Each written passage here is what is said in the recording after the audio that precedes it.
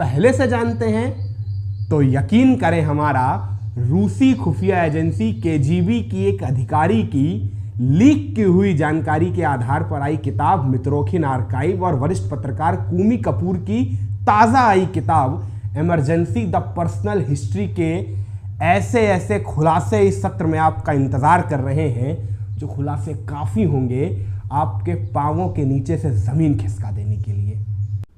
तो उम्मीद है ललित बाबू कौन थे, उनका वकार कितना था,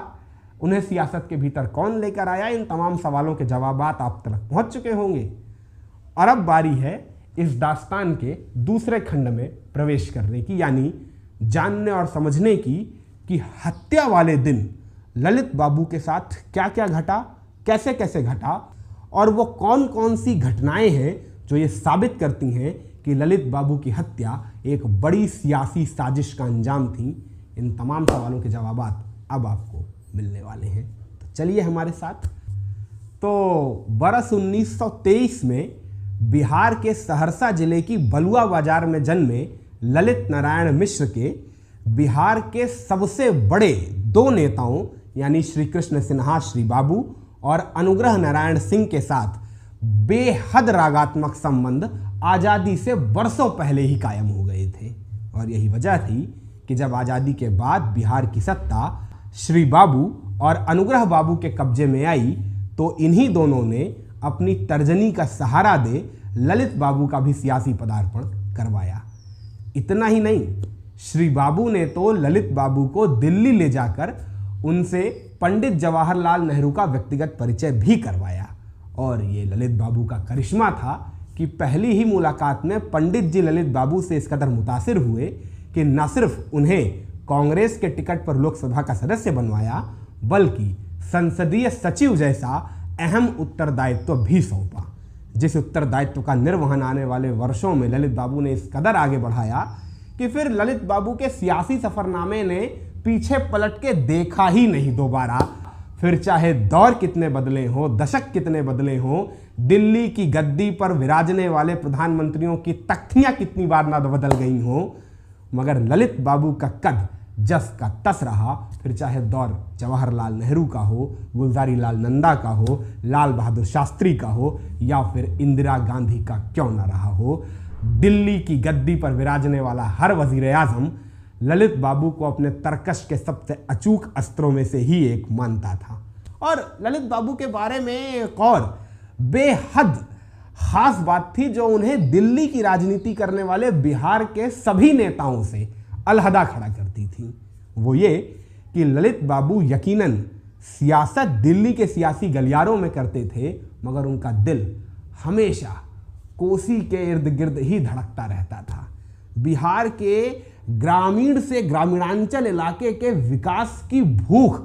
उनके कामों में साफ तौर से झलकती थी। फिर चाहे वो बरस 1955 में फारबिसगंज का विकास हो, हल्दिया वाला ब्रॉडगेज लाइन हो, या 50 के दशक में शुरू की हुई उनकी कोसी नदी विकास परियोजना हो, जो आज बरस 2025 तक भी ढंग से मुकम्मल हो पाने की राह तक रही है। ये वो तमाम बिहार के विकास की वो बुनियादी ईंटें थीं जिनकी शिला पूजा स्वयं ललित बाबू ने ही अपने करकमलों से की थी। और बिहार के सियासी गलियारों में तो ललित बाबू की हनक कितनी थी, इसकी बानगी देने के लिए बस एक लाइन बोलना चाहूँगा कि श्री बाबू और अनुग्रह बाबू के बाद बिहार की गद्दी पर जिस भी शख्स ने हुकूमत की, वो कितने दिन के लिए गद्दी पर बैठेगा, कितने दिन तक गद्दी से हुकूमत चलाएगा, और कब उसकी गद्दी नशीं का कार्यकाल मुकम्मल हो रहा है, इन तमाम बातों का फैसला श्री बाबू की तर्जनी के इशारों से ही हुआ करता था। तो उम्मीद है ललित बाबू कौन थे, उनका वकार कितना था, उन्हें सियासत के भीतर कौन लेकर आया, इन तमाम सवालों के जवाबात आप तक पहुंच चुके होंगे। और अब बारी है इस दास्तान के दूसरे खंड में प्रवेश करने की, यानी जानने और समझने की कि हत्या वाले दिन ललित बाबू के साथ क्या क्या घटा, कैसे कैसे घटा, और कौन था वो नवाब जो ललित बाबू की जान बचा सकता था, मगर किसी ने उसे ललित बाबू के पास आने नहीं दिया। कौन था वो शख्स, और वो कौन कौन सी घटनाएं हैं जो ये साबित करती हैं कि ललित बाबू की हत्या एक बड़ी सियासी साजिश का अंजाम थी। इन तमाम सवालों के जवाब अब आपको मिलने वाले हैं। तो चलिए हमारे साथ चलते हैं बिहार की राजधानी पटना। वो 1975 के बरस का दूसरा ही रोज था। तारीख थी 2 जनवरी बरस 1975। उस दिन सुबह से ही समूचे बिहार का बिगड़ा हुआ मौसम मानो पहले से ही किसी अनहोनी का संकेत दे रहा था। सुबह से धुंध की इतनी मोटी चादर छाई थी कि सड़कों पे गाड़ियां छोड़ दीजिए, साइकिलें तलक रेंग कर चलने के लिए मजबूर थीं। और ऐसे में इतने खराब मौसम के बीच दिल्ली से एक जहाज उड़ान भरता है पटना उतरने के लिए। जाहिराना तौर से पायलट विमान को जैसे तैसे दिल्ली से उड़ाकर पटना तो ले आया था, मगर पटना के आसमान पर चक्कर काटते पायलट के हाथ पांव फूल गए नीचे मौसम का हाल देख। बहुत कोशिशें की उसने कि विमान की सुरक्षित लैंडिंग करवाई जा सके, मगर जब हर कोशिश ज़ाया होती नजर आने लगी तो मजबूरन पायलट ने पीछे बैठे ललित बाबू से 2 टूक कहा, ललित बाबू आज दिल्ली लौट चलिए, मौसम बिल्कुल साथ नहीं दे रहा है, उतरना खतरे से खाली नहीं है, कल वापस आ जाइएगा, जो काम होगा कल कर लीजिएगा। मगर ललित बाबू अड़ गए ये कहते हुए कि नहीं, हमारे लोग हमारा इंतज़ार कर रहे हैं, हमें जल्द से जल्द समस्तीपुर पहुंचना है, आप कैसे भी विमान नीचे उतारिए। जिसके बाद आपात परिस्थितियों में पायलट ने विमान की आपात लैंडिंग कराई और ऊपर वाले का शुक्र है कि लैंडिंग सुरक्षित हुई। जिसके बाद जहाज से नीचे उतर आनन फानन में ललित बाबू जल्दी जल्दी गाड़ी में सवार होते हैं और समस्तीपुर के लिए रवाना होते हैं। उस दिन ललित बाबू को समस्तीपुर रेलवे स्टेशन के प्लेटफॉर्म नंबर 2 पर, अगर आप समस्तीपुर रेलवे स्टेशन गए हो तो आज टिनसेट के नीचे जो प्लेटफॉर्म नंबर 3 वाली रेलवे की पटरी है, 3 वाली, वो तब प्लेटफॉर्म नंबर 2 हुआ करती थी। उसी पटरी पर मुजफ्फरपुर जाने वाली ब्रॉडगेज लाइन का फीता काटना था ललित बाबू को। और फिर फीता काटने के बाद एक औपचारिक भाषण भी होना था ललित बाबू का, जिस भाषण को देने के बाद ही जब ललित बाबू अपने भाई जगन्नाथ मिश्र, साथी एमएलसी सूर्यनाथ झा और अन्य साथियों के साथ मंच से नीचे उतर रहे थे, ठीक उसी वक्त सामने की भीड़ से एक बड़ा सा हथगोला ललित बाबू के बिल्कुल करीब आकर फटा था, जिसके बाद एक जोरदार धमाका हुआ था, धुएं का गुबार उठा था। और जब तलक वो गुबार शांत होता है, मौके पर मौजूद दर्जनों लोग जख्मी हो चुके होते हैं और जख्मी हो चुके लोगों की कतार में सबसे बड़ा नाम था बिहार के सबसे बड़े नेता और देश के रेल मंत्री ललित नारायण मिश्र का। तो यहां समाप्त होता है इस सत्र का दूसरा खंड।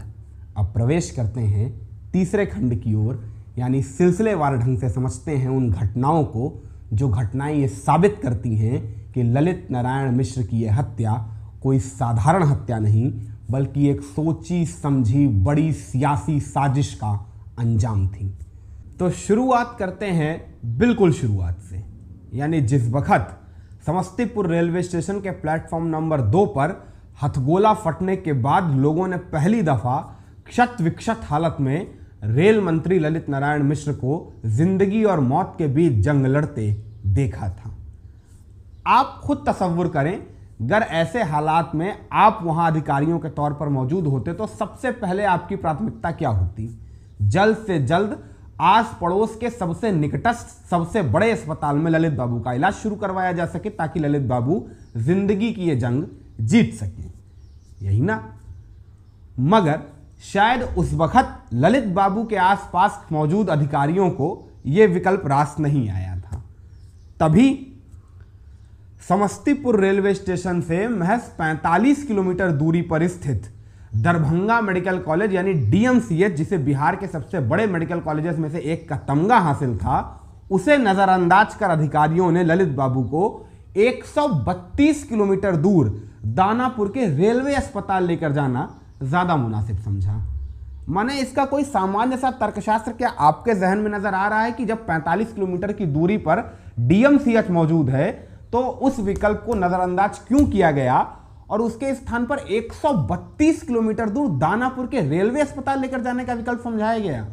वजह पूछेंगे तो बताएंगे अधिकारी, ये वजह बताएंगे कि उस दिन डीएमसीएच के डॉक्टर्स ने हड़ताल की हुई थी। मगर क्या देश के रेल मंत्री की जान बचाने की खातिर इतनी आपात परिस्थिति होने के बावजूद दरभंगा मेडिकल कॉलेज के डॉक्टर्स हड़ताल पर ही बैठे रहते?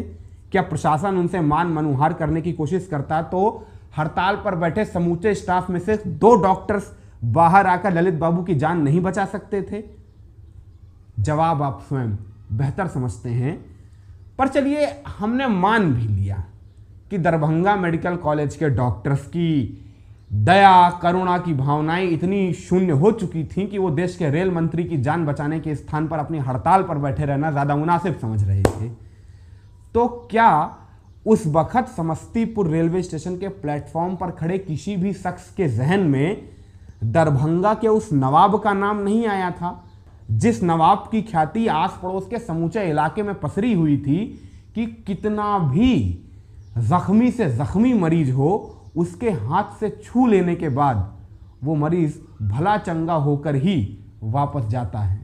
मैं बात कर रहा हूं दरभंगा के डॉक्टर सैयद नवाब की, जिनकी ख्याति महज दरभंगा ही नहीं समूचे बिहार में इस कदर थी कि जख्मी से जख्मी मरीज अगर उनके अस्पताल लेकर जाया जाता है तो वो भला चंगा होकर ही वापस आता है। इतने विख्यात सर्जन थे डॉक्टर सैयद नवाब, जो उस वक्त दरभंगा में मौजूद थे। मगर इसके बावजूद अधिकारियों ने इस विकल्प को भी नजरअंदाज कर ललित बाबू को दानापुर के रेलवे अस्पताल लेकर जाने वाले विकल्प पर ही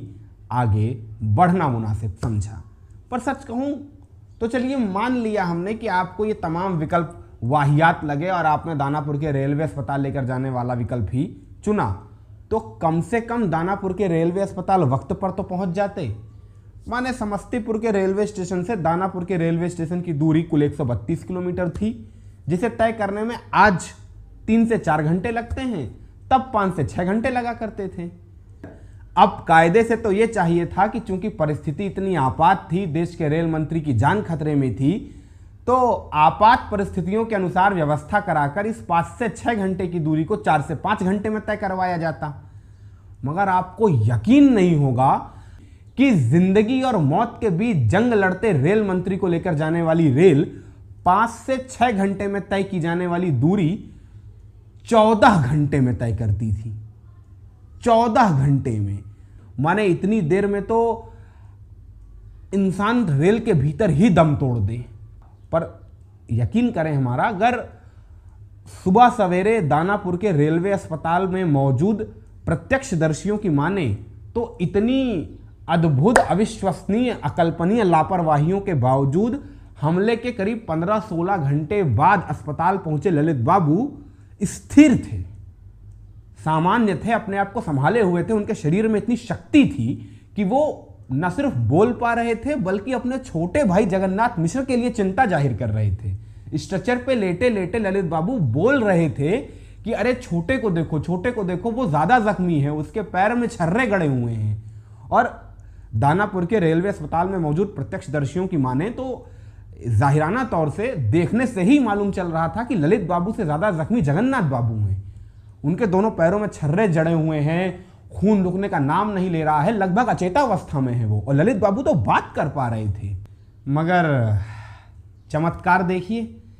वो जगन्नाथ बाबू जो लगभग अचेतावस्था में थे, जिनके लिए चिंता खुद ललित बाबू जाहिर कर रहे थे, वो अस्पताल के भीतर जाते हैं और भले चंगे होकर वापस आ जाते हैं। और जो ललित बाबू खुद को संभाले हुए थे, स्थिर थे, अपने छोटे भाई के लिए चिंता जाहिर कर रहे थे, बोल पा रहे थे, उन्हें अस्पताल के भीतर लेकर जाया जाता है तो घंटे भर बाद डॉक्टर बाहर निकलकर यह सूचना दे देते हैं कि ललित बाबू अब इस दुनिया में नहीं रहे। तो यहां पर समाप्त होता है हमारे इस सत्र का 3रा खंड।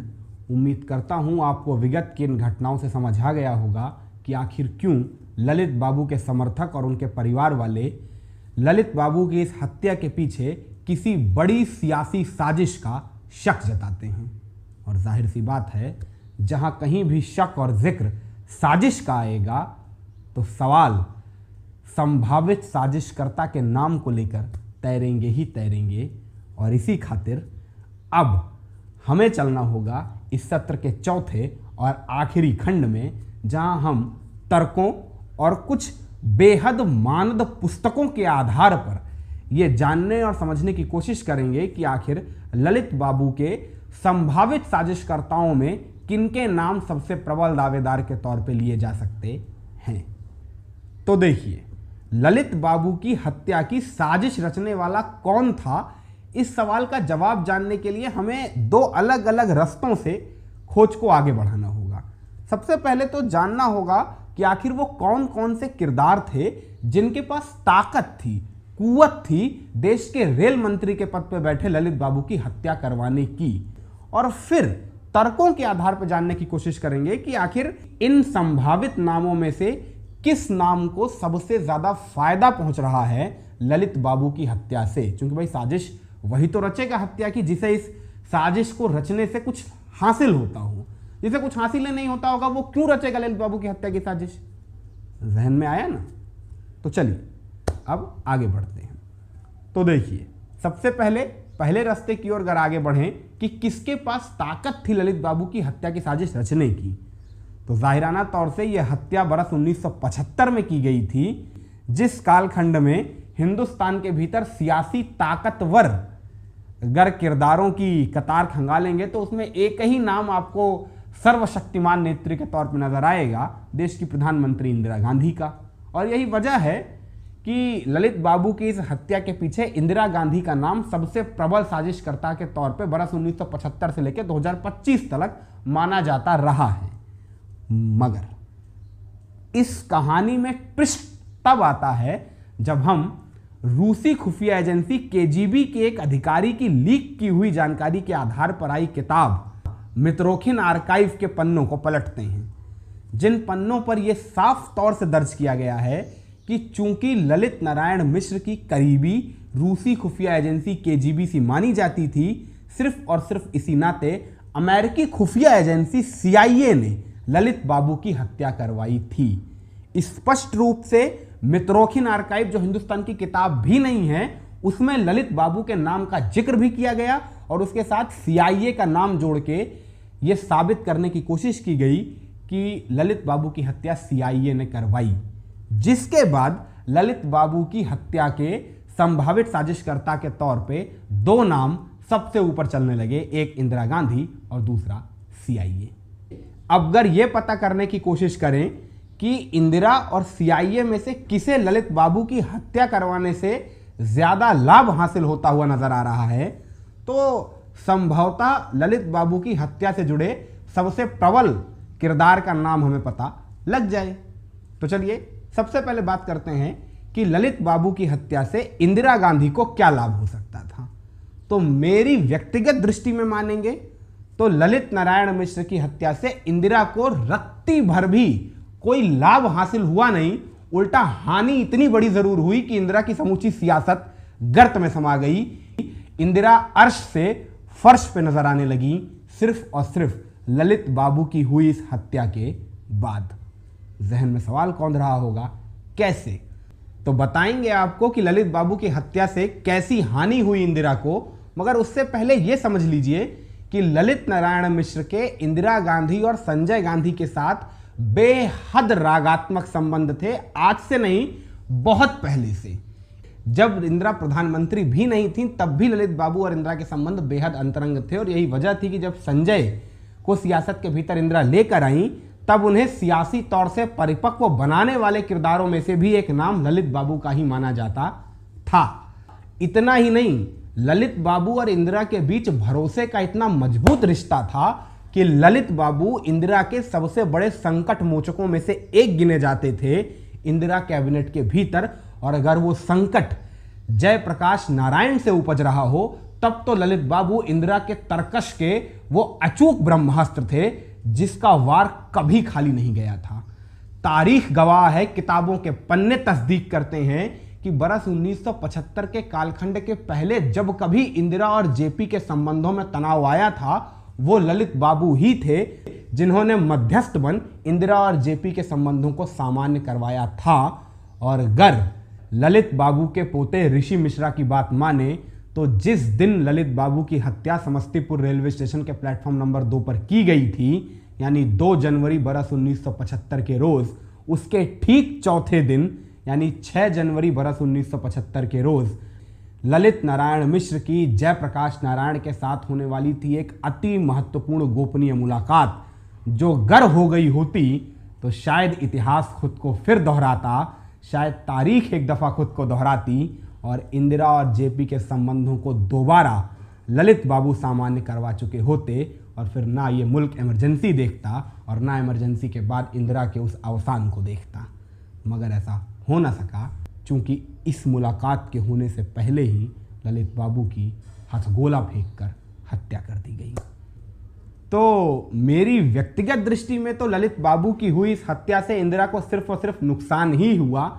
फायदा तो दूर दूर तक नहीं हुआ। और वहीं अगर दूसरी तरफ बात CIA की करें तो CIA तो वही करेगी जो अमेरिका उससे कहेगा, और अमेरिका और इंदिरा के संबंध उन दिनों किस हाशिए पर थे ये बताने की ज़रूरत नहीं है। और अगर उसी नफरत से वशीभूत हो अमेरिका ये चाहे कि इंदिरा हिंदुस्तान में कमज़ोर हो, तो किसी को कोई गुरेज तो होना नहीं चाहिए।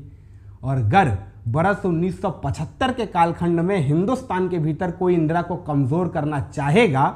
तो उसके लिए सबसे कारगर हथियार यही है कि जेपी का स्वर जितना मुखर हो और उस मुखर होते स्वर में इंदिरा विरोध की जितनी तलखी हो उतना ही बेहतर है। और चूंकि ललित बाबू ही वो किरदार थे जो बरस 1975 के कालखंड में भी जेपी और इंदिरा के संबंधों में सुधार ला सकते थे, यही वजह है कि एक तबका है जो ये मानता है कि अगर अमेरिका हिंदुस्तान के भीतर इंदिरा को कमज़ोर करना चाहता था तो निश्चित रूप से CIA के हाथ ललित बाबू की हत्या में संलिप्त हो सकते थे। चूंकि ललित बाबू की हत्या से इंदिरा को तो कोई लाभ होता नजर नहीं आ रहा था, मगर ललित बाबू की हत्या से जेपी के साथ इंदिरा के संबंध बिगड़े, जिसका खामियाजा इंदिरा ने सियासी अवसान की तौर से चुकाया। और शायद यही तो अमेरिका चाहता था, ऐसा एक बड़ा तबका मानता है। आपका क्या मानना है कि ललित बाबू की इस हत्या में सिर्फ और सिर्फ इंदिरा का ही हाथ है या CIA का भी हाथ हो सकता है? आप कमेंट सेक्शन में जाकर ज़रूर बताएं। फिलहाल ललित बाबू की इस हत्या पर बनाया हुआ हमारा ये खास सत्र यहीं पर समाप्त होता है। फिर मिलेंगे किसी नए सियासी किरदार की किसी ऐसी ही अनकही और अलहदा दास्तान की